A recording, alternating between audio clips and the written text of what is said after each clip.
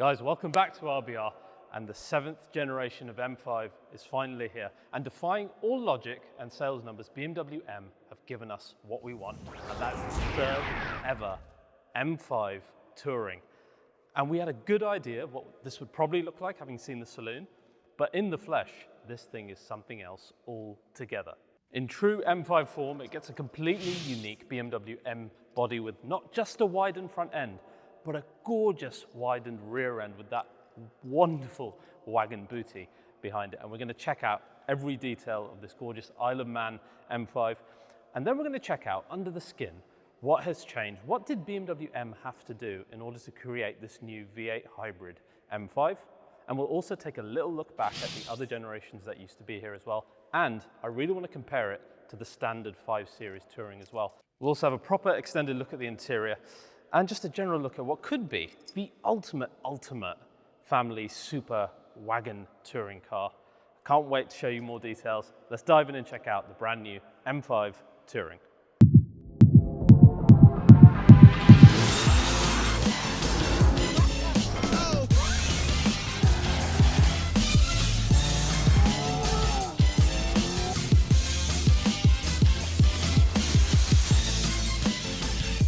So guys, today's episode of RBR is proudly sponsored by NordVPN. Now you guys trust me on cars, trust me on software as well. Let me give you a little advice. Now you guys know all about VPNs, so let's park the VPN bit to the side for a second.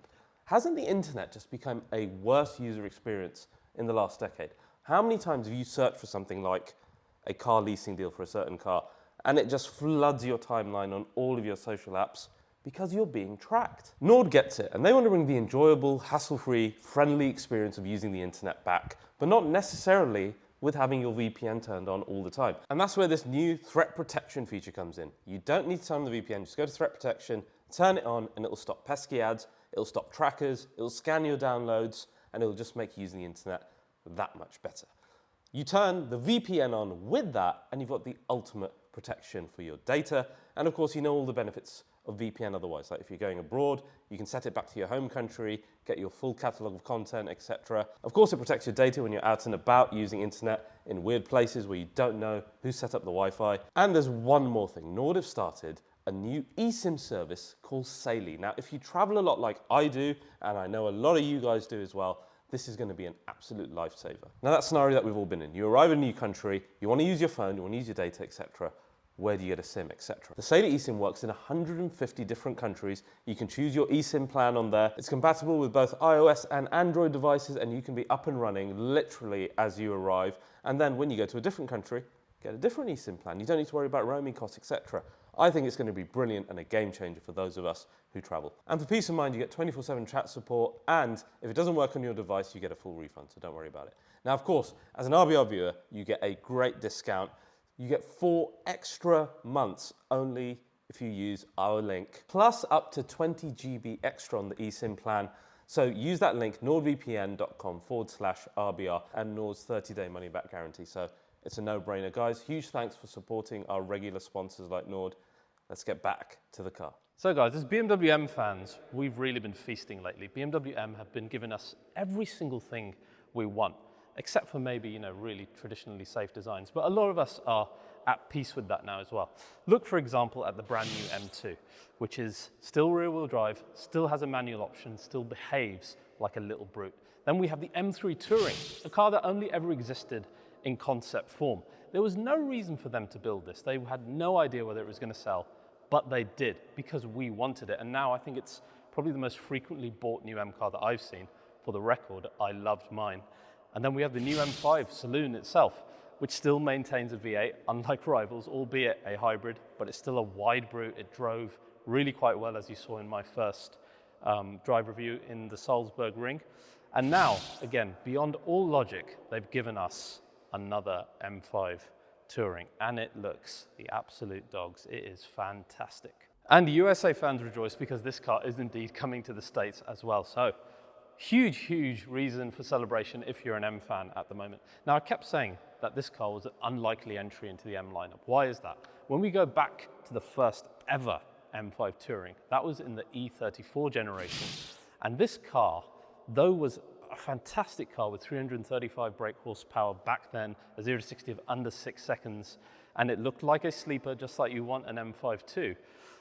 This just did not have the sales figures versus the hugely popular sedan. This wasn't a car that people really understood back then, having a fast wagon. So it sold less than 10% versus the saloon. I mean, good luck trying to find one to buy now, as they're hugely valuable, but it just didn't work. It skipped then a generation and did not get an E39, which is a shame because that V8 in the E39 and that entire series, a lot of people say is one of the greatest M's ever. Be that as it may, it did come in one of the greatest M's, which was in our E60 generation, with that thumping V10, a unique M body, much like our car today, an annoyingly thumpy SMG gearbox, but it looked, again, amazing. But sadly, this car sold even less than the original E34, despite looking so great and having, you know, an F1-like crazy V10 engine. So you don't blame them then, again, for skipping a generation and thinking this is not going to work. So then why did they do it? I think the landscape since then has changed. Just look how well the M3 Touring has been received, how many people you've seen buy it, how many are on the used market. These are all great reflections of a car that has been super, super successful. But not just that, like I said, I think BMW M want to give us what we want, give the market a chance. If they're asking for something, yeah, sometimes the customer doesn't know what they want, but sometimes we do, and we've wanted this. And now, in the G90 series, we finally got it. This is our M5 Touring. It looks amazing. It's, they're not skimped out on it. A lot of manufacturers don't bother as much with the wagons. AMG have done it in the past where, yes, they've given it an E63 front end, but on the rears, they don't really bother, and it's the same as the normal car. You put the normal 5 Series here, and you compare it to the M5 Touring, you cannot mistake them. There is just too much different on the M5. It's a completely unique body, basically other than the doors and a few other bits and pieces that are not important. And that's why when you look at it, it really does make you weak in the knees. So guys, to have a look around this, the only correct place to start has to be the rear of a gorgeous, gorgeous Touring like this. And you guys know that I'm a huge, huge fan of wagons. I've owned an absolute ton in my lifetime.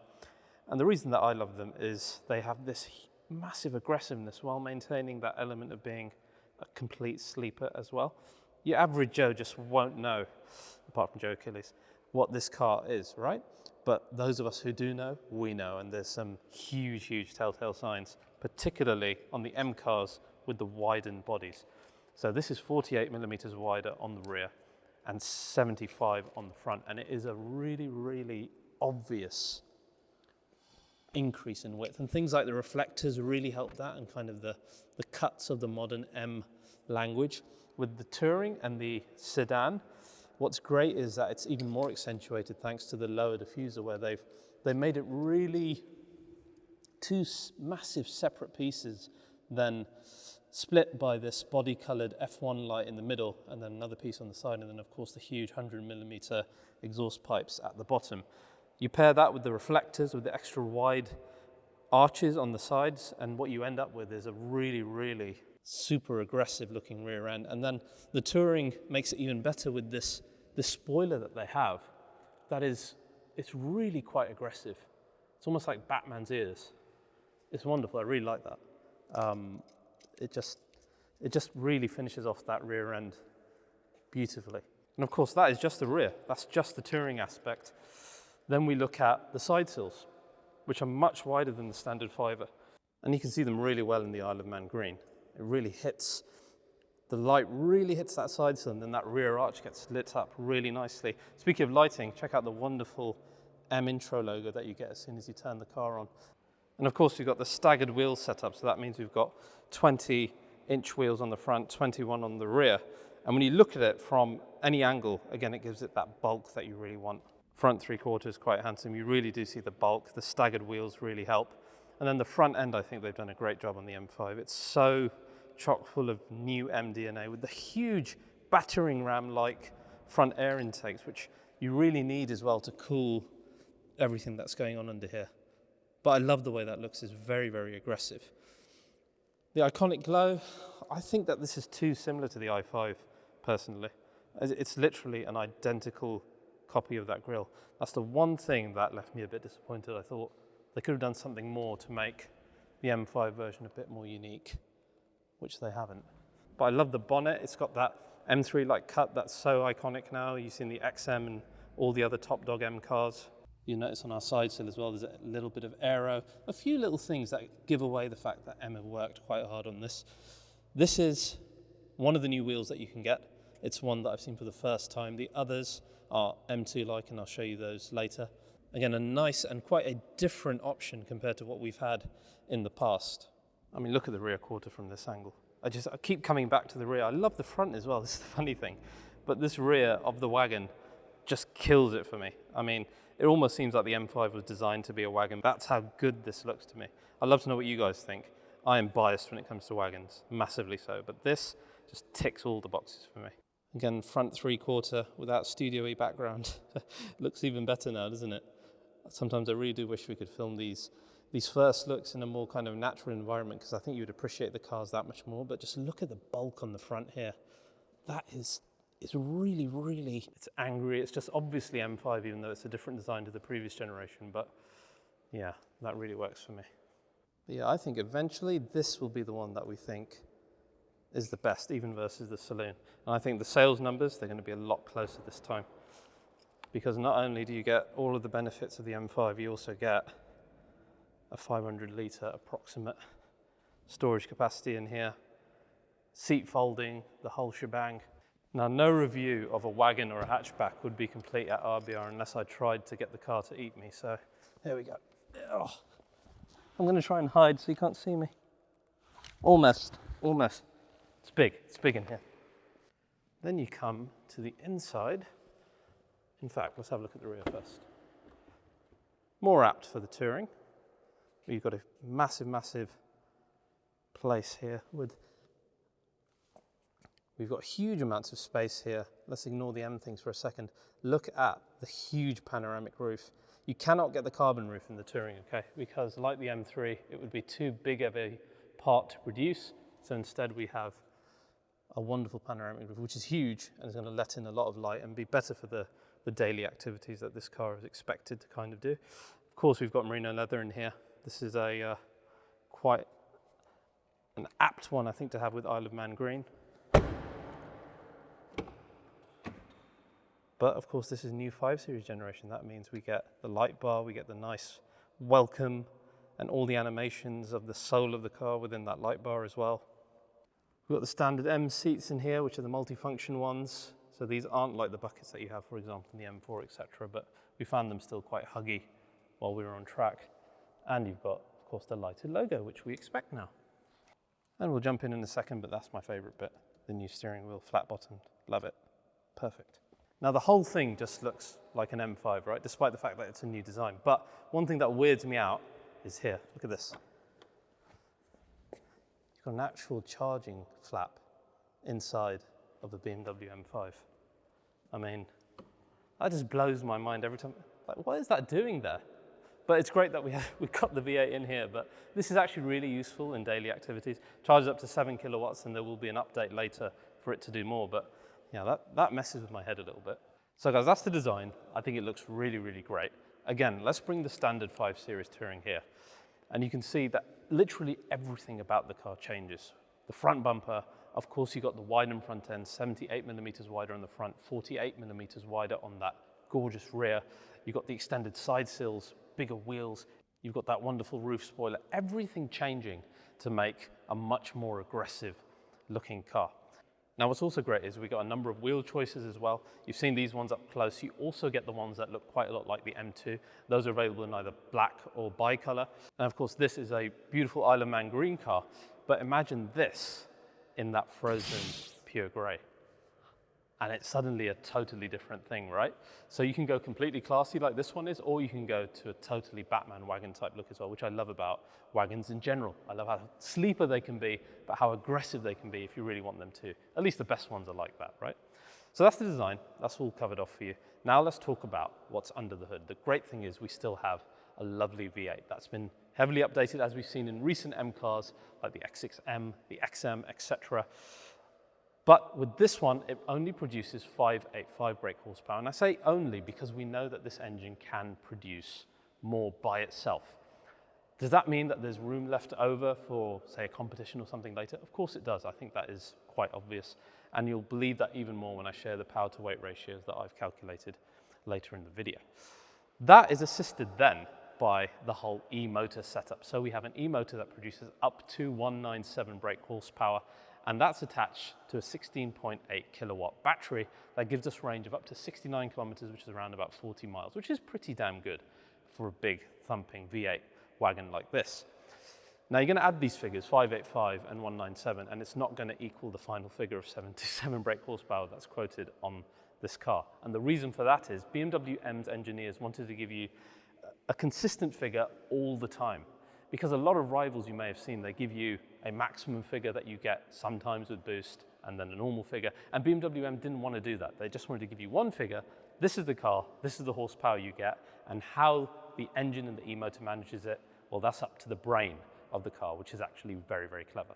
So what did that system give us in total? We've got that 727 brake horsepower, we got 1,000 Newton meters of torque, and a 0 to 60, at least in the saloon, of 3.5. I don't have the final figures, guys, for this, okay, because I filmed it so early versus when it's going to be released. It's literally months in advance that they haven't got the final agreed figures. We can guess for the Touring it's going to be 0.1 more, okay? And if I have the final figures by the time I edit this, well then, I'll tell you here that these are final. Similar with the weight, which we're going to have a guess at, and then if I have the final figures, I will let you know.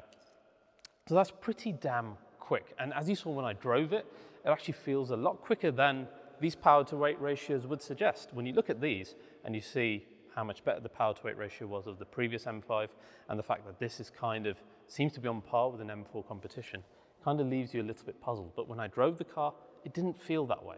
So really, I think the proof of the pudding is going to be in the eating when we actually drive this thing and see just how fast it is. Because they've done a lot under the skin, not just in terms of power, but in terms of, for example, rigidity. We've got massive shear panels both on the front and on the rear of the car to help with rigidity. Of course, you've got M's adaptive suspension here with adaptive dampers, electronic per wheel, which of course is going to give it a massive breadth of ability and comfort and sportiness, as you've seen in many cars as well. All of the power goes to our M xDrive system, which of course is all-wheel drive, but it comes with the decoupling of the front axle, so you can get the full drift mode, etc., through our ESP system in here, which is great as well. And then we have rear axle steering of up to 1.5 degrees, which again, when driving it, I thought was so good because it doesn't distract you. It's not too much rear axle steering that you feel like you're on rails. It's just enough to negate this now larger car. And we also have a fixed electronic rigidly mounted steering rack, which again helps with that steering feel. As we found when we drove it, that it really did make it feel a lot more keener on the front, which was nice. Then we have the M compound brakes or the optional carbon ceramic brakes available on this as well. So quite a lot done then to change a normal 5 Series into an M5 Touring. Like I said, will it be enough? We don't know, because there's a big weight figure here. The previous M5 was around about 1,900 kilos. The M5 Saloon in the new version is 2,435, and we can guess that usually when you add a Touring, like in the M3, it adds around about 80 kg. So this is probably going to be about 2.5 tons, right? Which again, that power to weight, how's it going to be? Too early to say. Let's drive it and then we will see. In terms of the way it looks, the way that it drove the first time I drove it, I'm pretty excited, but it's got an uphill battle, right, for the purists. Let's see if it can do it. At the very least, what does excite me a lot about this is the fact that you still have a great V8. They are brilliant at dynamics despite having heavy cars as we've seen in the M2. And you've got that electric range for the daily element as well, which is nice. So now guys, let's jump in together. Let's check out the interior that we didn't really have time to do last time with the Saloon and see just what they've changed inside before we sign off. All right guys, as we head in, of course you get your typical M welcome screen and then the spec of the car, which of course is a pre-production car, so just ignore that element. And here we are inside the interior of the new M5. Now there's a lot of things that I like in here. What they've done at the moment in the setup is actually quite nice, because normally when you get in these cars, they have the full M colours going around here, but here it's just a sedate, warm white. And you can see that if you want the interior of the new 5er to look not as zany as perhaps it's been shown to you, you can do that. Now let's talk about some of the M5 specific things, because you would have seen 5 Series otherwise. If you haven't, check out my video on the i5 for a more in-depth look. Now, of course, the biggest change is the steering wheel, which is the brand new flat bottom steering wheel with M-specific spoke in the middle here, which is quite nice. We've seen this with a carbon finish in the CSs. This is a more metallic finish with the M logo in here, and it's nice. It's got these kind of hollowed parts, you know, giving this idea of lightweightness. But the good thing about this is how much slimmer and kind of less bulky it feels, particularly in all of this area. And then you've got something new here. You've got illuminated M2, M1 buttons here, which is nice. Of course, we'll get onto the setup in a minute, but these are unique, and this is the first car to have them. You've still got the nice big paddles here that we love in the M3 and the M2. These ones are not carbon though, as you can see, they're a gloss black. And then you'll notice there's a word called boost here. This gives you full attack power whenever you need it. So you just press that and you get the full power that the system can give you, which is sometimes useful because there's a lot of driving modes in this car and they can be a little bit confusing. Now let's talk about those driving modes. The great thing is you maintain our M drive control unit here, which is so important, I think, for M drivers. I'm sad that you haven't got a proper gear stick. You've still got the silly knob thing like they introduced in the new 3 Series. But what you have got is a red coloured start stop button, which is great. And more important than any of that is the actual M mode buttons here. So like we had in M3, you press M mode, you can put the car into sport, which obviously we can't if the car's not on. You can pop it into sport and your display here changes to the sport style ones. And then within our display here, you can change all of this to suit your needs, as we've seen in all the other M cars. This is a really nice setup, and I love how M themed the whole thing is. In addition to that, you've got the setup mode, which you guys are used to, but you're going to have a load of new options in here that you haven't seen before, all to do with the hybrid element. For example, energy recovery, which we haven't seen before, which is really important. And then when you go into your M hybrid mode, this is where you get your driving modes. Now these two modes up here, called M Dynamic Plus and M Dynamic, are only available in something called M Drive Professional, which luckily in the UK is completely standard, right? So you get those modes within here alongside the standard one, which is hybrid, electric, and then E-Control, which helps maintain the battery level as best it can. Dynamic and Dynamic Plus make the car more suited for faster driving more of the time. So it's really great that we have those as standard within the UK. Now note again, when I went from road to sport, how the lighting of the car changed, which is quite cool. I really like having the M lighting in here personally. I know some people don't, but this just works for me. So just like M5s of the past, you can set this up just as you want, but it's going to take us all a little getting used to how all of this works, which again, we will discover as we drive this car later in the year. I like the fact that you have the M logo within our iDrive thing here. I just like the fact that we still have the iDrive and we can control things on the screen here without having to resort to the touchscreen if we really don't want to. Of course, you've got all your usual widgets. This is all the same as you've seen in every recent M car, so nothing really to cover there. You've got your wireless charging mats, loads of ambient lighting everywhere, which actually does look really impressive. And I'm sure the people in the back are going to really enjoy sitting in this car. In the rear, nice and spacious, great view thanks to the panoramic roof of a painted ceiling, which is not the best way to show it to you, but it's nice back here. We love a good wagon interior, and this one is nice. Little things like this make rear passengers happy. You've got the M logo here, which is quite nice, and even when you open the doors, you get the M logo right here, which is great. What's nice is there is a ton of carbon fibre. They've not skimped out on that at all, particularly on this front dash here. It is quite extensive and it looks great with the ambient lighting. So the things that stand out, I love that this is maintained with all of our driving modes here, as it should be, always accessible. I like the red start button. I wish I had a proper gear selector. The steering wheel is a huge win for me, and I've always loved this operating system because living with it in the M2 and the M3, it's been great. I just hope it doesn't get too complicated with all the hybrid stuff within this, and we will see that eventually. We've already got 2 bars there for our hybrid and our fuel, so that plus all the other temperatures is going to be interesting. It's going to be interesting to live with. But that's the interior. I think it's great, and I can't wait to see how it's trimmed in other looks as well. Now, whatever you might say about the weight of the car, and that's something we'll discuss when we go on a drive, this is one of the best priced new cars in the market, starting at only £1,000. And remember, its rivals are at least £30,000 to £40,000 more, at least in the UK. So make sure you bear that in mind with the new M5. So guys, that is your brand new M5 Touring. A gorgeous looking car, but one that has a lot to prove on the road, like a lot of modern cars. The weight figure is there against it. The fact that it's a hybrid is there against it, but it's got a lot going for it as well. It's got a fantastic design. It's got the right power plant that we want. It is modern enough because we do like hybrids in this day and age. All this needs to do is prove itself on the road. And at the moment, who can really doubt M's track record with the recent cars they've done? And this is their flagship, so I'm not going to start by doubting them. But I am excited to drive it, which no doubt will be sooner rather than later. So if you guys have enjoyed this first look at the amazing M5 Touring, please do like and subscribe to RBI. It's hugely appreciated. I got to get going. I'm a busy dude. See ya.